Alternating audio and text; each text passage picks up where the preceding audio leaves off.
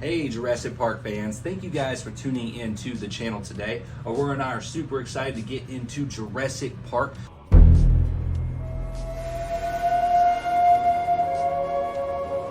And we are going to talk about the park that, yes, it was featured in the second film, but it doesn't get all the love that we think you should get. We did a deep dive a little while ago on the original Jurassic Park of Isla Nublar and what it would be if it was finally built and created by John Hammond. If you haven't seen that video, go check it out. We think you'll really like it. A lot of little Easter eggs and nuggets there that most people do not know. Now, we are going to talk about Jurassic Park San Diego.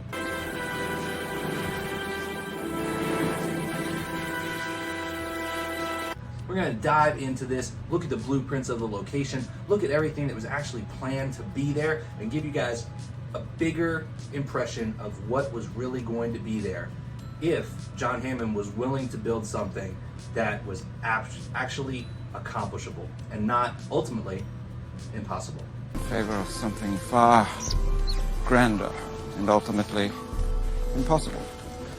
Hey everyone, before we begin, Aurora's trained raptors can smell that many of you traveling with us today to Jurassic Park San Diego have not subscribed to the channel. Her raptors are trained very well, but should they get hungry, they will attack unsubscribed viewers, okay? So if you want to keep yourself safe, hit that subscribe button and it would make sure that you don't become raptor food.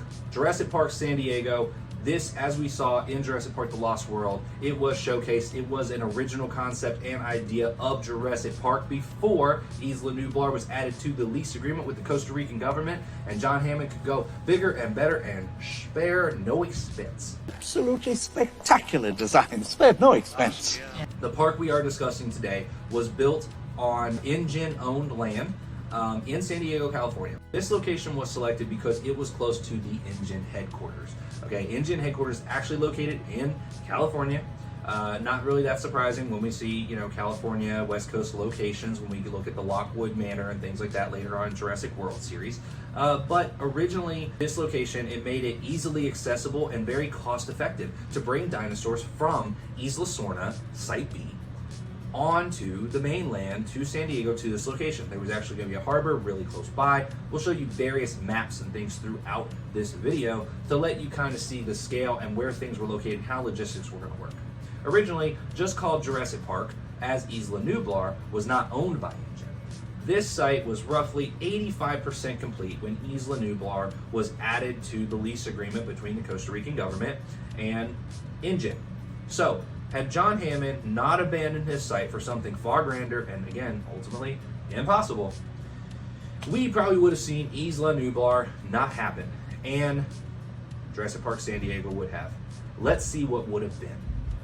Limited offerings here, guys. First thing we're talking about is the limited offerings. Well, the park was not going to have the exact amount of diversity that we got from the original Jurassic Park. This park was going to have anywhere from 7 to 8 different animals, different dinosaurs located at the park. Now, the dinosaurs would range from herbivores to carnivores, things like that. You can kind of see on the map here of what would have been there. Interestingly, the T-Rex and things like that, they're going to have the main staple features. All right, so it is interesting they would have consolidated some of those animals and put the ones that would have been the biggest bang for your buck at this location, which would have, again, made it more economical because you wouldn't have had to breed so many other species that maybe not have been as popular like you would have done on Isla Nublar to fill out the space that you had. Higher security risks, okay?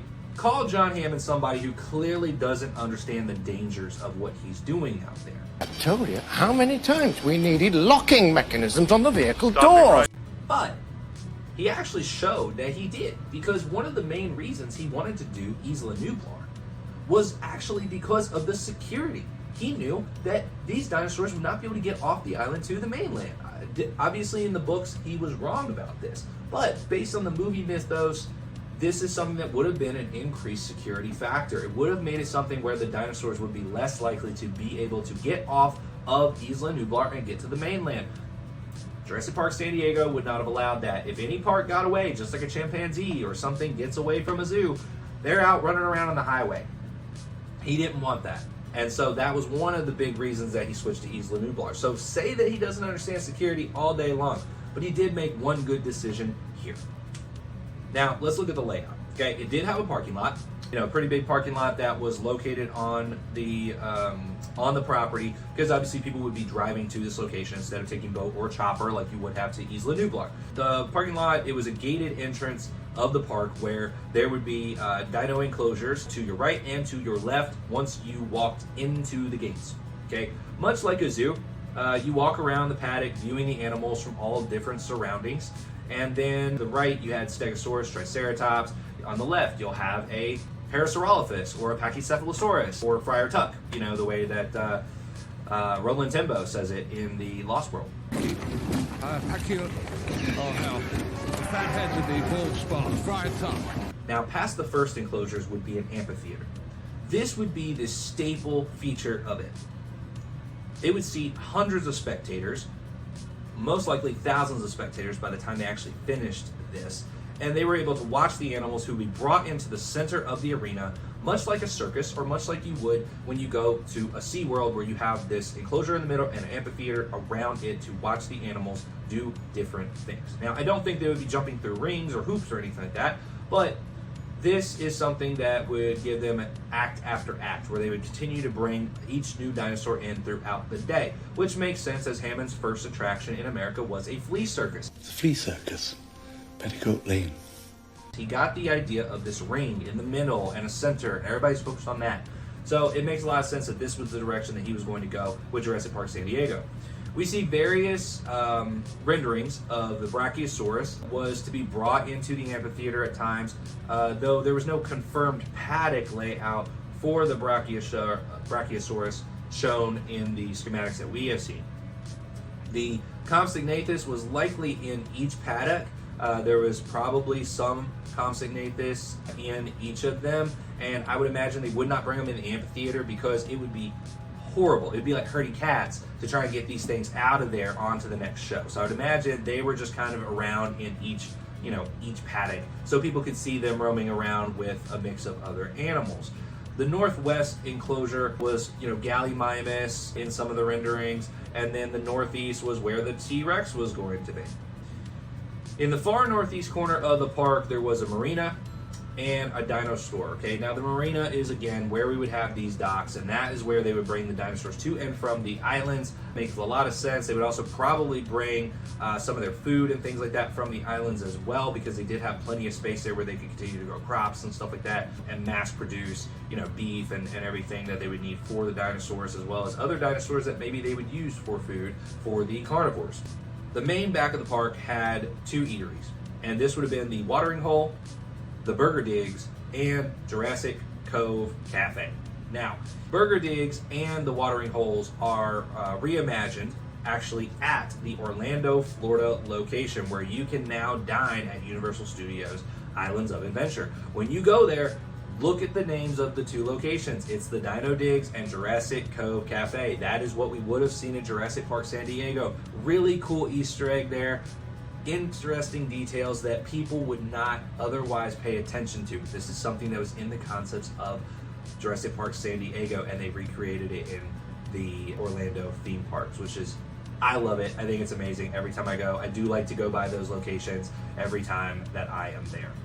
Now, Jurassic Cove Cafe is at Universal Studios Hollywood as well, so you can go check it out there.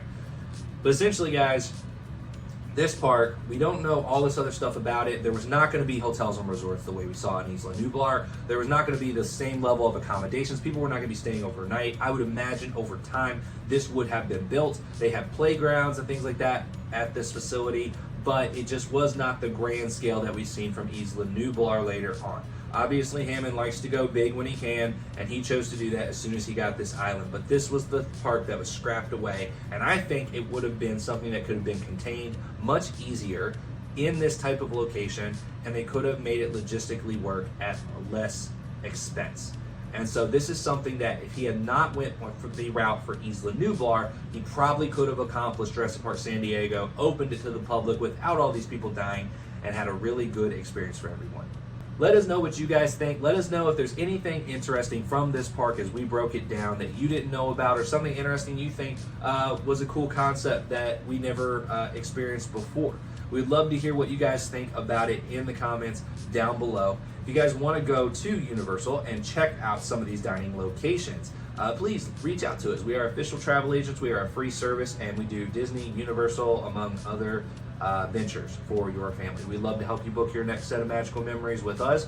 And again, like the content. If you guys enjoyed this, subscribe to the channel for more Jurassic Park and other IPs, because we will do much more deep dives on other concepts as well. Thank you guys so much for tuning in. Christ is King, and we will catch you on the next video. San Diego Zoo, SeaWorld, San Diego Chargers. And now go Chargers, go! That would have been Jurassic Cove So, the park was discussed. Thanks so much. Again, we're going to talk about Jurassic Park. Trained raptors that she has are... Hey everyone, before we begin and talk about Isla